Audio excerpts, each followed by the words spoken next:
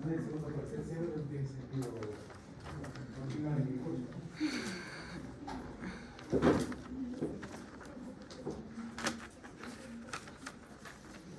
Bueno, síndromes articulares de cabeza y columna.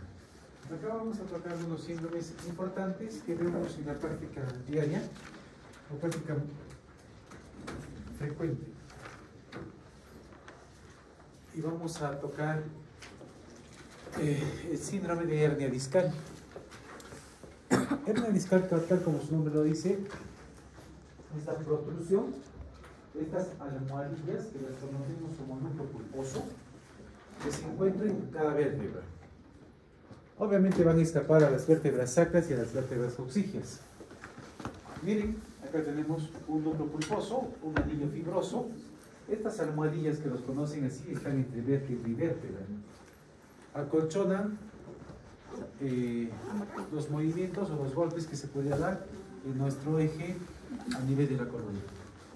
Asimismo, tenemos la médula espinal con sus raíces nerviosas que está por detrás del cuerpo vertebral.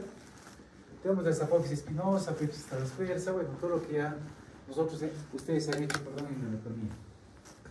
Como su nombre dice, entre las vértebras hay unas almohadillas planas, redondeadas y acolchadas, llamadas discocilia vertebrales, que actúan como amortiguadores de los golpes. Entonces, cuando esta parte que está entre cuerpo vertebral y cuerpo vertebral, a lo cual lo conocemos como núcleo pulposo o disco intervertebral, claro, el disco intervertebral tenía el anillo fibroso y el núcleo pulposo. Cuando el núcleo pulposo sobrepasa al anillo fibroso, va a comprimir algunas estructuras, ya sean propias a nivel de la médula o ya sean a nivel de las raíces nerviosas. Entonces, miren, por ejemplo, en esta zona, cómo se hernia una parte del núcleo pulposo que está saliendo o liberando parte del anillo fibroso, ¿no es cierto? Y en este caso, por ejemplo, se estaría comprimiendo una raíz nerviosa. Si se comprime una raíz nerviosa, va a generar dolor. Y posiblemente ese dolor se va a irradiar desde la zona a nivel de la columna hasta donde la raíz nerviosa suele llegar. ¿No es cierto? Todo su trayecto. Todo el trayecto va a generar dolor. ¿Cómo va a ser el dolor? Va a depender mucho de la raíz. Puede haber compromiso sensitivo o compromiso motor. Debilidad para hacer algún movimiento o dolor al hacer algún movimiento. Va a depender mucho si es entre L5 y S1, que es lo más frecuente, o en otro segmento.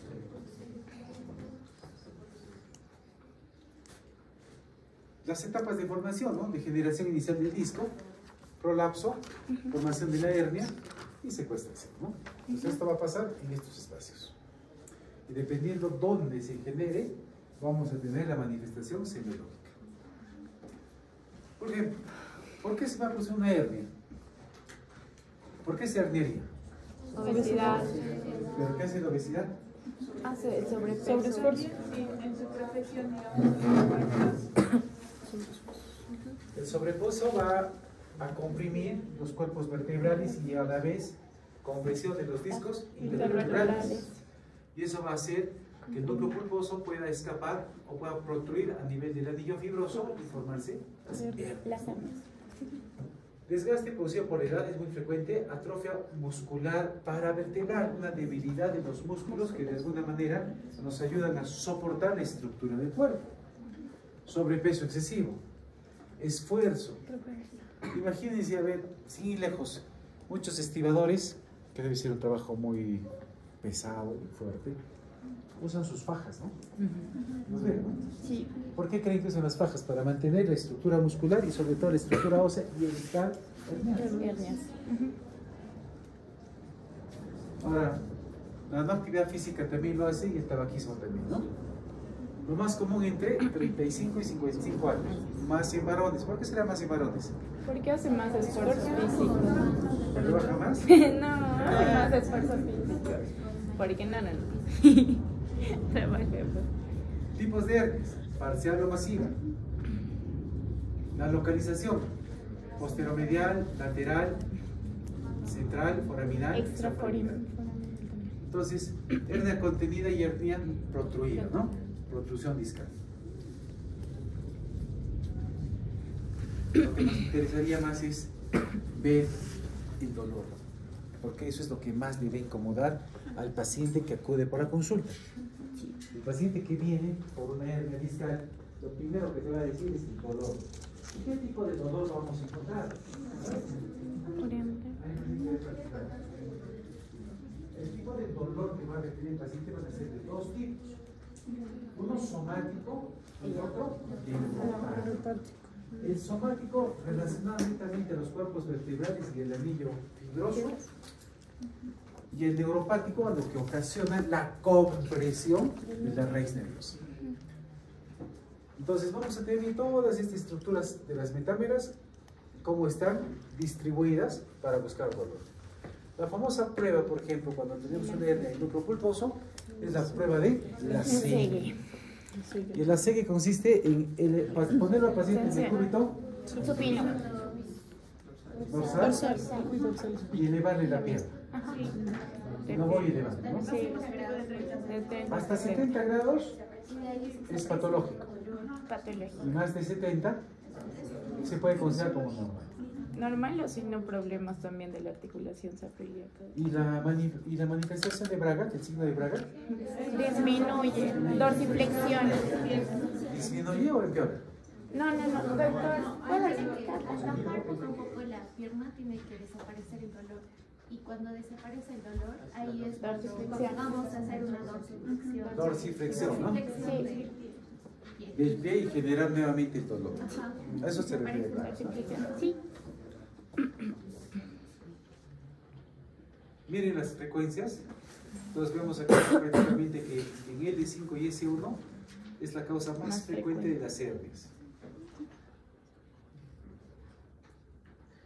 Y cuando existe una lesión de la raíz de L5, dolor y hipostesia que distribuyen por el área correspondiente. Vuelve a ser primer dedo De pie. y motormente una alteración a nivel de la dorsiflexión también del primer dedo del pie. O sea, no solo es sensitivo, también tiene componente motor. Pero lo que más les va a llamar la atención a los pacientes no necesariamente va a ser motor, ¿no? Sino principalmente sensitivo. Recuerden que el primer motivo de consulta en los pacientes, entre 60 y 80% de las consultas médicas son el dolor. Y esto es lo que escapa a esa manifestación semiológica, que la mayoría de estos pacientes vienen por dolor. Y generalmente son dolores que los vistos pacientes dicen, ¿no? Empieza acá atrás y termina en el pie. ¿Y cómo le duele? Le preguntas. Me duele como electricidad, como corriente. Ese es el mejor ejemplo de este tipo de dolor neuropático. Cuando hay compresión también del L5, el paciente no puede caminar De talones, ¿no? De Tiene talones. dificultad o dolor al caminar. Sí, de puntillos. De talón y de pie, ¿no? Sí. Mira, cuando el hernia es a nivel, lo que dice, ¿no? De L5 y S1 se afecta la raíz. El dolor de hipostasia al hematoma corresponde a nivel de cuarto y quinto dedo del pie. Miren acá, cuarto y quinto dedo del pie.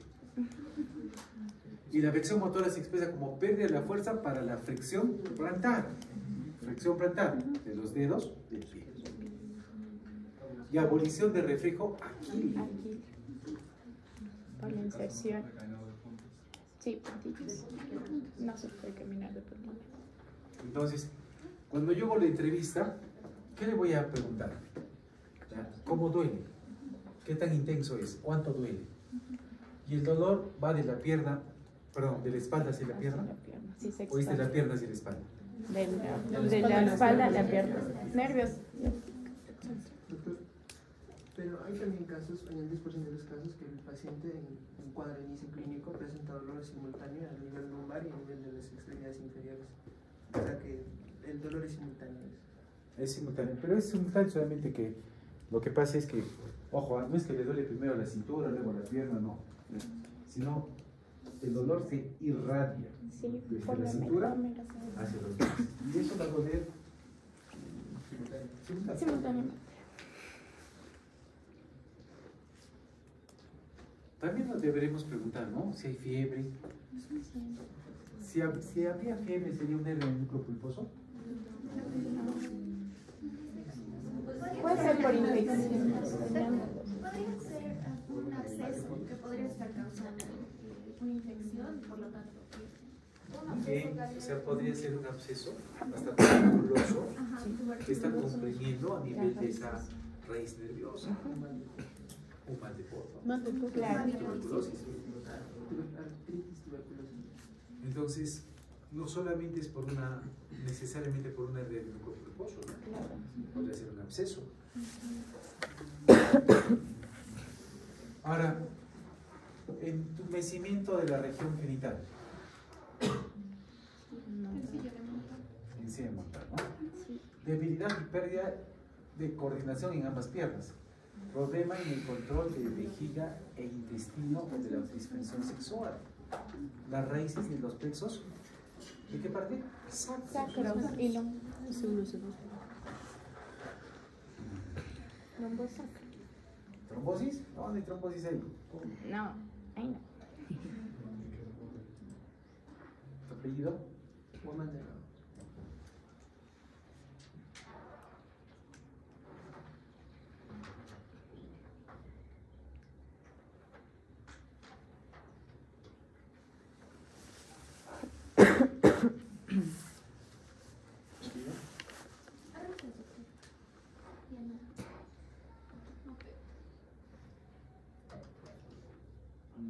¿Tu apellido? Zúñiga, doctor.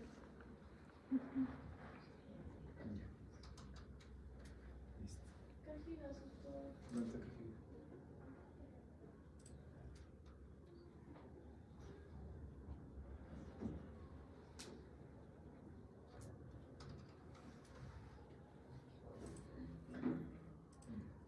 Entonces, miren, por ejemplo, también en la historia de perder peso, ¿no?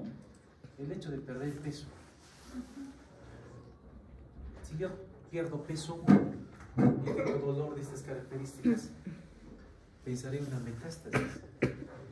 Una metástasis de próstata, que es lo más frecuente hacia columna, o de mama hacia columna. Entonces también no solo busquemos hernia del núcleo pulposo, sino buscamos otras patologías que nos estén conduciendo estas lesiones a nivel de las raíces nerviosas.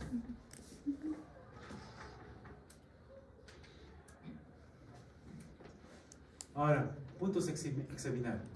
Cervical y lumbar.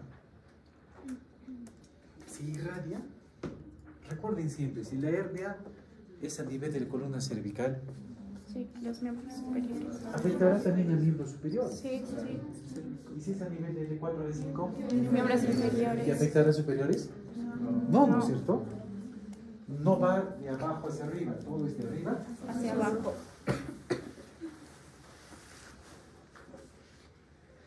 Ahora, déficit neurológico, ¿no? Para detectar la debilidad o acá lo que comentaba Cajigas, ¿no? ¿Quién comentó? Tendría que caminar apoyándose sobre sus talones y dedos del pie para ver si hay debilidad muscular o no, ¿no? Probar si siente toques o si tiene sensibilidad. ¿Qué lesión? ¿Dónde sería la lesión? En el dedo pulgar. S1. L5, S1, ¿no? L5, S1.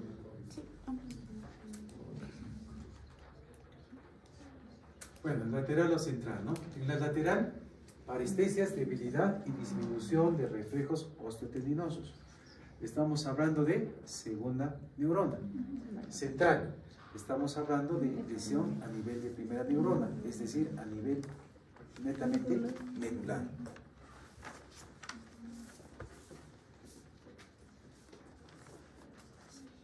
La sigue, ¿no? Estas pruebas, por ejemplo, son muy importantes. A veces no las sabemos hacer. Y la prueba de la serie es muy importante para buscar ciática. Es muy, muy importante, asociada a la prueba de Braga, ¿no? Sí, Braga. La serie Braga, ¿no? Neri. Paciente sentado y flexión el cuello hacia adelante. Y también. Y después, si quiero Eleva. reforzarlo, Reforzado. le hago estirar la pierna. Sí. Hacia acá y con la pierna estirada. Y cuando involucra los dos miembros inferiores, se puede deber a un tumor o una estenosis del canal. Más raquídeo, ¿no? Ajá, sí. Migra, ¿no? Sí. De Fair. Valsalva. Sí. Mira, fíjate, el Valsalva ya no se aprietan. Ya te chupaste, ¿no? No es patognomónico en sí, ni Valsalva valsalva, no es patognomónico ni, de nada. no, Lo único ni que te hace es tampoco un incremento de de presión colesterol. intraarticular. Y se chupan el dedo, se da para la nariz o es. No de menos, ¿no?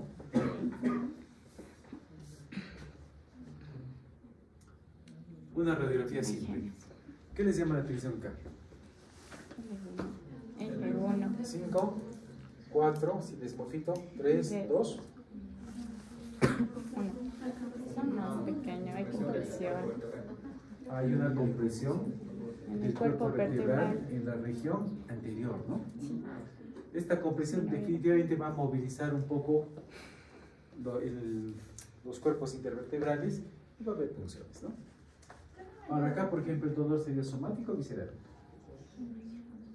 Pero el primero va a ser somático. La fractura en sí genera dolor. La fractura del cuerpo vertebral, como cualquier fractura, genera dolor.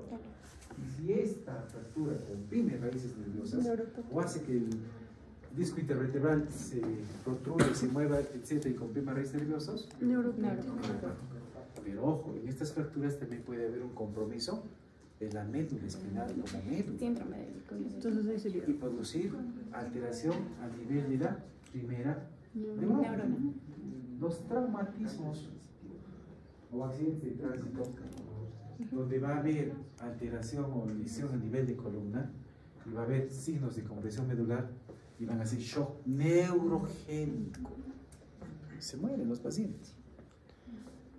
Porque uno, el dolor, y dos, la descarga vasovagal que genera justamente la compresión o la lesión a nivel de la médula espinal que los puede matar a los pacientes. En la radiología doctor también he leído yo que podemos distinguir el signo de Paget de la enfermedad de Paget. ¿no? Ajá, justamente en eso.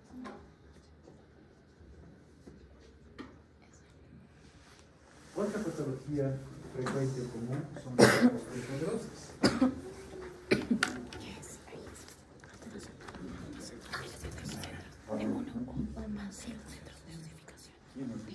Todos se creo, ¿no? Ya ven. Rojas, Garrido, Alejandra. ¿Has dispensado? Sí.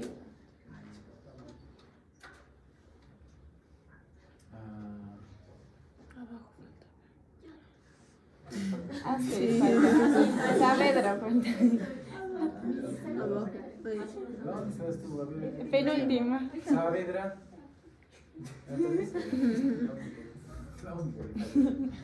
¿Qué es la osteocondrosis?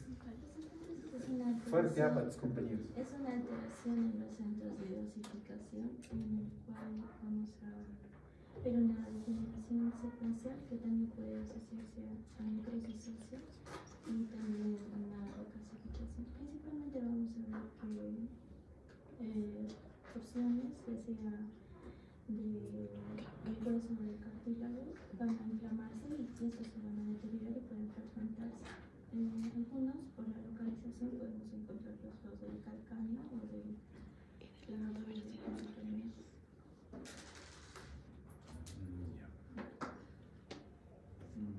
¿Qué es la enfermedad de Schumann?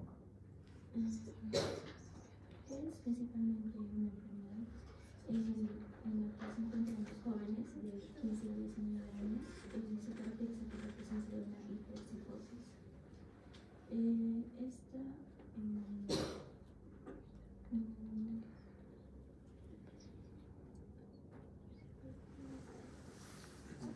Sí, pues claro.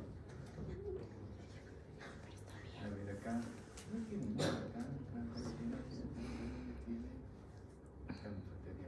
Ori. A ver.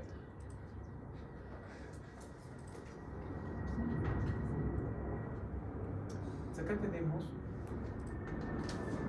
los diferentes tipos de osteoporosis, ¿no? Y si ustedes se dan cuenta, recibe el nombre del que lo ha descrito o lo ha descubierto, ¿no? Por ejemplo, de Sieber Howard, donde la lesión es a nivel del calcáneo. Calcáneo, donde se inserta el tendón de Aquiles. Y en la rodilla, de Osborn, ¿no? Donde termina el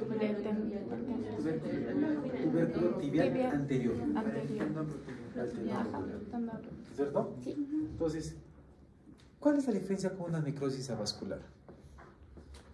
Ore, ¿cuál sería la diferencia de una osteocondrosis en relación a una necrosis avascular? La necrosis avascular como que un debilitamiento y destrucción de material óseo que va a causar deformidades, mientras que las osteocondritis avasculares por fallos avasculares o una obstrucción venosa. ¿Venosa o arterial? Venosa o Generalmente las necrosis avasculares son por falta de flujo sanguíneo a nivel de una zona distal principalmente en cuanto a relación. Por ejemplo, la necrosis avascular de la cabeza del fémur. Es muy común. ¿Por qué se presenta un traumatismo que ha lesionado justamente esta arteria que llega a la cabeza del fémur y a la larga produce necrosis avascular? Esto puede ser incluso por el uso de corticoides en forma de cuerpo. Los corticoides hacen que se trombose una arteria no sería vena, y arteria irreversible. Y en niños generalmente es traumático, ¿no? Se lesionan, se fracturan, sobre todo las intercotillas y el flujo de sangre, esta arteria que llegaba hacia la cabeza femoral, se secciona y se muere, ¿no?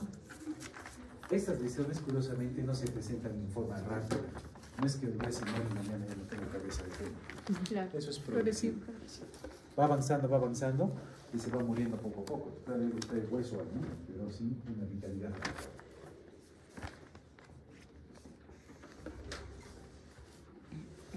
A ver, anomalías vasculares causadas por configuración transitoria de la vascularización o oclusión venosa parcial, pero eso sobre todo debe ser arterial. Lesión de las apófisis, ¿no? Traumatismos, golpes, caídas. Sobre todo aquellos adolescentes que hacen mucho deporte tipo básquet o fútbol, donde se lesionan tanto talones como rodillas y se producen estas lesiones. Manifestaciones clínicas. Buen estado general. Va a presentar un poquito de dolor al apoyarse, al caminar, etc. Una hipersensibilidad. Pero generalmente va a ser gradual. No va a ser en forma súbita. Y miren, en algunos casos es hasta asintomático. Y puede ser incluso en algunos casos bilateral. Difícilmente, ¿no? Y esta es la enfermedad de Schwab. 15 a 19 años, como vuestra compañera lo comentó, es una hipercifosis. Mayormente en la fase de crecimiento y sobre todo en varones. Un crecimiento rápido. Entonces empiezan a ser altos, generalmente son los longilínicos. Sí. ¿Han visto, no? Hay varios asténicos, longilínicos que están más mediados probaditos, ¿no? Y no es porque caminen mal, ¿no? Entonces a veces dicen, no, estás caminando mal, camina recta, ¿no? Y a veces se asocia justamente a esta enfermedad, ¿no? ¿Hay dolor? Es gradual, es gradual. Es gradual, es leve. Pero la hipercifosis no presenta mucho dolor. Por eso, es leve. Y depende también de la zona. Y va a depender mucho de la zona, ¿no? Entre más dolor aceptable, menos dolor, ¿cuántas? ¿Es más dolor al caminar o al estar en reposo? Al caminar. No, pero ahí presenta la hipercifosis, por ejemplo, es menor a 35 años, que el dolor dure más de 3 Esa meses. es espondilitis.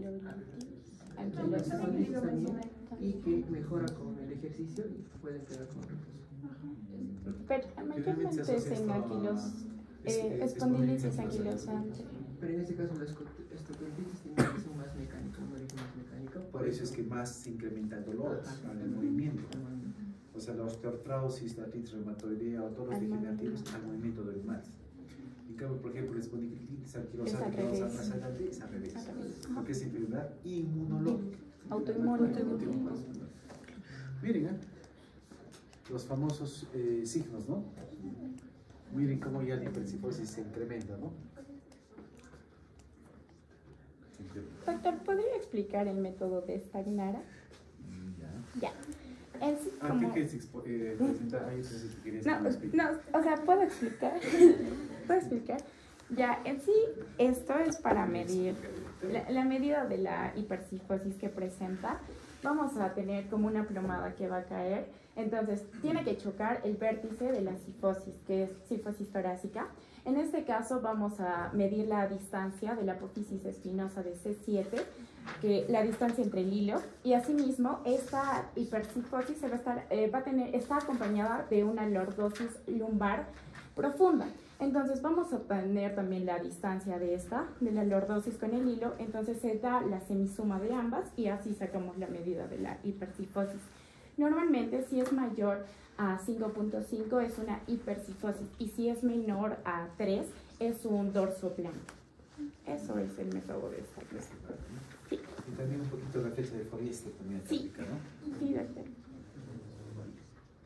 La flecha de Forrester, ¿no? Van a ver dependiendo del texto que escojan, ¿no?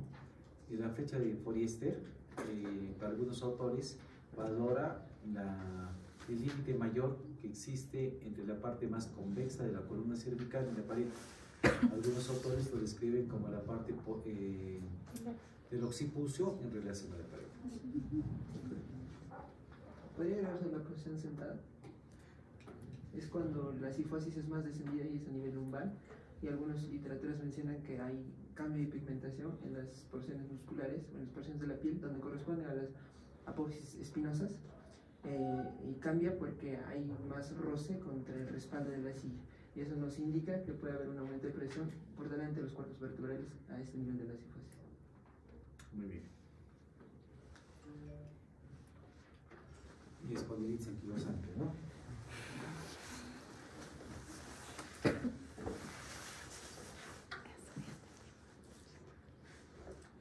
¿Cuál es tu apellido? Juan Manuel.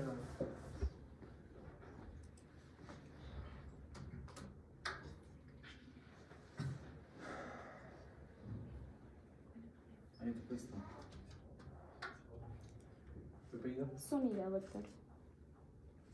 Así estás llegando a 14, creo. Sí.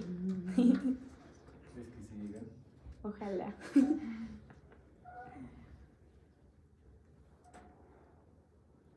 A ver.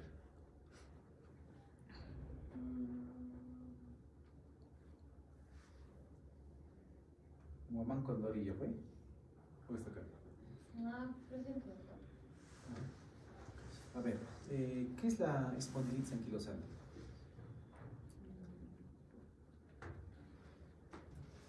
La espondilitis.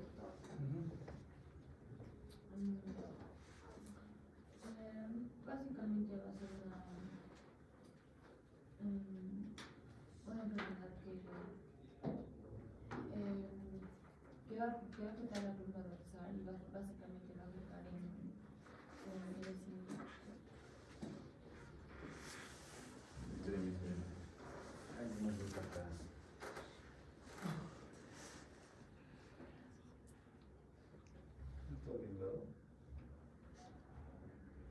Calderón.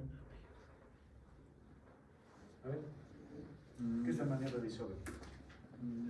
Esta maniobra consiste en marcar al paciente. Marcar un punto del paciente que no pueden decir que sea en S1 u otros autores le dicen que sea en la espina ilíaca posterior superior, que sería en L4. Luego se le pide al paciente que, antes de eso, se marca otro punto 10 centímetros superior a ese que ya marcamos y se le pide al paciente que haga una flexión anterior completa de la columna. De modo que vamos a ver que se va a expandir hasta 15 centímetros y cuando haya una hiperextensión se va a disminuir hasta 7 centímetros. Ya, el punto fijo es entre L5 y L1. L5 ¿qué parte? ¿No? L5 es todo. Si son puntos, 10 centímetros que salen. Entonces el paciente que flexione lo más que pueda, misma maniobra de Adams, tiene que llegar hasta 15 centímetros. O flexión máxima, tiene que disminuir de 10 de 1 hasta 7. Entonces eso significa que está habiendo movilidad a nivel de la columna.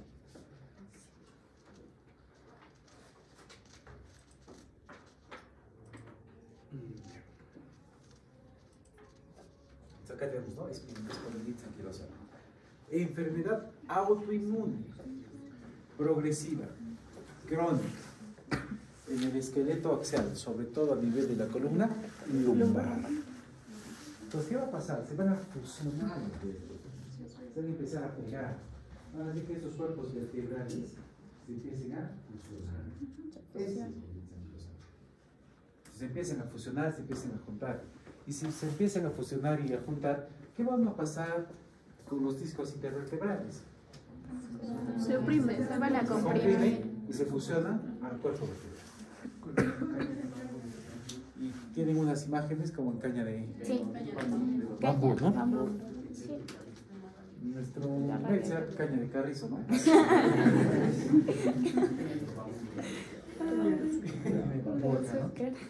Sí, pero como un palo de carrizo. Como la caña de azúcar. Sí. Buen ejemplo, caña de azúcar. Raza blanca, varones, ya 5 ¿no? 15 a 40 años. Multifactorial, 89%. Empeora con el reposo y mejora con los ejercicios. Dolor nocturno y rigidez. Se levantan duros, ¿no? Como una artritis reumatoidea. El lumbago. El lúmbago, ¿no? Ajá, lumbago.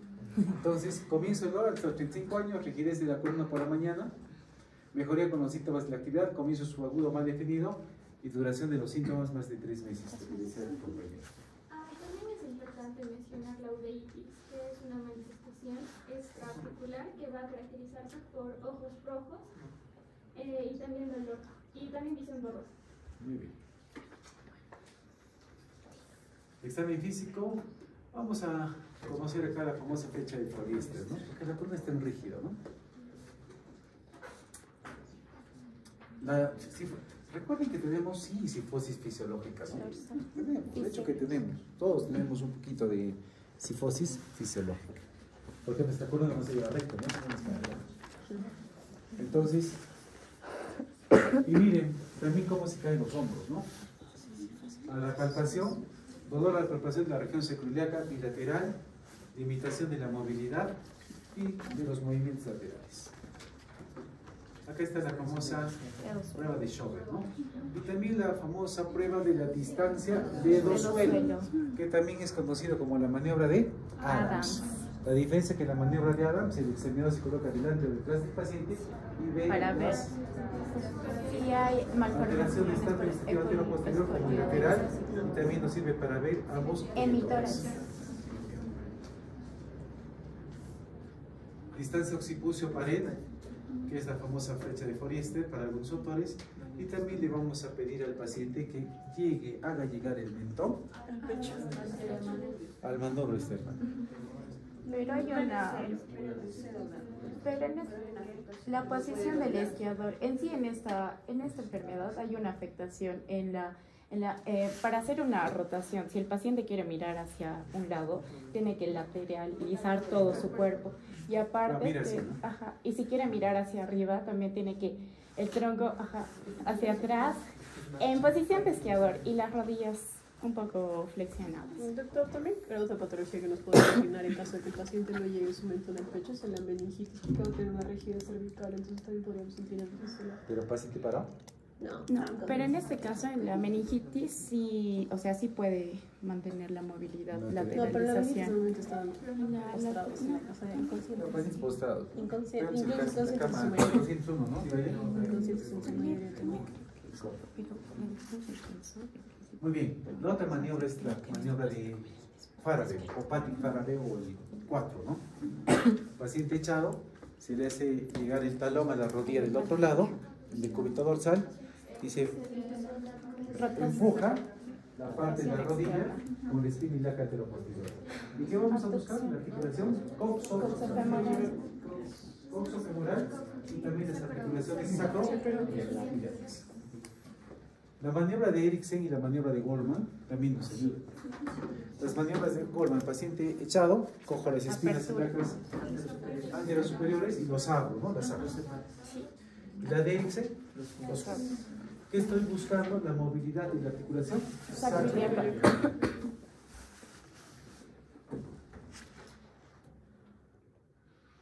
Otra maniobra que nos va a ayudar es de la expansión torácica, ¿no? ¿Qué tanto apertura? ¿Y por qué creen que los pacientes van a tener pobre apertura torácica? Podría ser por varias razones, ¿no? Por ejemplo, algún trauma quizás. No, pues estamos hablando de... Bueno, claro, no sé. ¿Por qué? Más fácil no puede estar esa pregunta. Si yo tengo toda una columna toda... ¿Cómo era? Como... Caña de azúcar.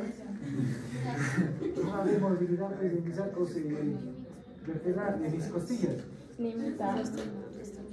¿Acaso va a poder mover? Y por eso hay una limitación de la expansión torácica. No va a poder amplexar bien la caja torácica. Porque esa caja torácica, si bien la columna se ha fusionado, las costillas también se fusionan. Claro, porque están ahí directo. Porque están... también para eso se evalúa lo que es el diagnóstico clínico, que van a ser dos tipos de diagnóstico, un diagnóstico clínico y un diagnóstico radiológico. El diagnóstico clínico se va a evaluar lo que es esa hemorragia por más de 2 meses y que va a mejorar con la actividad física, pero va a empeorar con el reposo.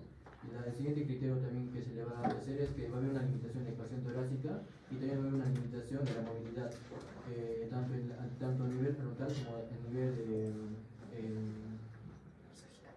lo que es sagital. Y en el criterio radiológico se va a ver lo que es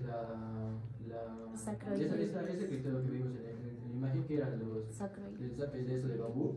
Y para definir que es una espondilitis anquilosante definitiva, se va a observar que hay un criterio de esos más la radiología. Medina Velasco. Es que estaba terminando de hablar de compañero. ¿Qué apellidas? Medina Velasco. Ay, es eso.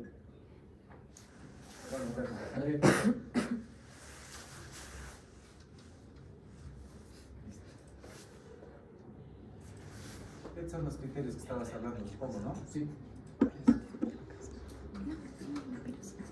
Lumbar. Otra patología de la consulta externa cuando tienes todo, me duele la cintura, todo les duele la cintura. Y eso traduce dolor lumbar. Lumbalgia simplemente es dolor lumbar. No es otra cosa. ¿Qué con lumbar? Muchos le echan la culpa a los riñones, ¿no? Es como mis riñones deben estar mal, ¿no? Porque está su columna, es cierto. Otros podrían ser procesos de osteoartrosis y son distintos sobre todo. Entonces hay que aprender a identificar cuál es la estructura anatómica que les duele. Pero lumbalgia, chicos, es dolor de cintura. Y debe tener muchos orígenes. Como estamos acá en osteoarticular, generalmente vamos a estar buscando procesos de tipo articular. Procesos de tipo, una hernia de núcleo pulposo produce el lumbago, por supuesto, ¿no? Sí. Vamos a tener lumbalgia mecánicas y las no mecánicas. Sí. ¿Cuál es la diferencia entre ambas? Que uno se puede Es mover funcional y y el otro es otro estructural. Esa es la diferencia. Acá vamos a tener, bien, pueden ser de los discos intervertebrales, esas articulaciones interapofisiarias, de los huesos del periostro, músculos, tendones, ligamentos, raíces, hay un montón de causas de dolor lumbar. Por ejemplo, acá la famosa flecha de Farite, la cuerda de Forista, que nos ayuda a ver mucho la movilidad a nivel de la columna y estructuras musculares. La famosa maniobra de Schober que ya hemos hecho, la maniobra de la Segue, pues yo les decía, ¿no?, que la lumbalgia engloba un montón de enfermedades. Entonces, si yo le hago la Segue a un paciente y es una lumbalgia, ¿tiene algo que ver con los riñones?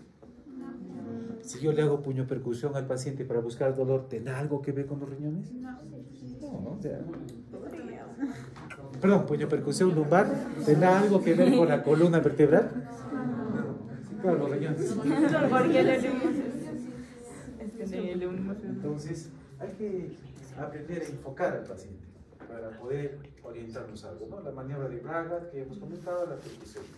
Otra patología común es la sacroiliitis, que casi nadie le hace caso a la sacroiliitis. Las sacroiliitis también son conocidas como dolor lumbar bajo. Dolor lumbar bajo. Esta es la articulación sacroiliaca, ¿no?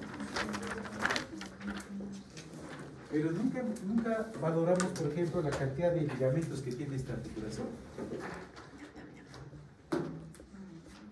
Y ni siquiera podemos investigar qué maniobras podríamos hacer justamente frente a este tipo de lesión o de dolor. Hay un famoso punto del Forster, ¿no? Ese punto del Forster anterior es característico que se identifica a los ligamentos anteriores o de la articulación sacrocoxígea, ¿no? Entonces, ¿qué maniobra es esta? Exploración, maniobras, por ejemplo, como de PDAU, o las maniobras de, ¿qué es la que yo uso más en inglés? Giller, de Patrick Farabeo. Si bien en esta, lo que buscamos más es la coxofemoral, también hemos ido a buscar pues, la articulación sacrocoxígea. La de Patrick. De UM, de Geisling, cómo se cae una pierna y la otra no. Sí. Y estudios radiológicos. Muy bien, chicos. Y estamos casi ya al 70-75% de las clases. Después vamos, la siguiente clase es osteoarticular, Miembros, extremidades. extremidades. Y después nos vienen síndromes osteoarticulares de extremidades. Después nos viene envejecimiento, nos viene shock, nos viene envejecimiento, y ya estamos en el segundo partido. O sea, estamos intensas menos de un mes.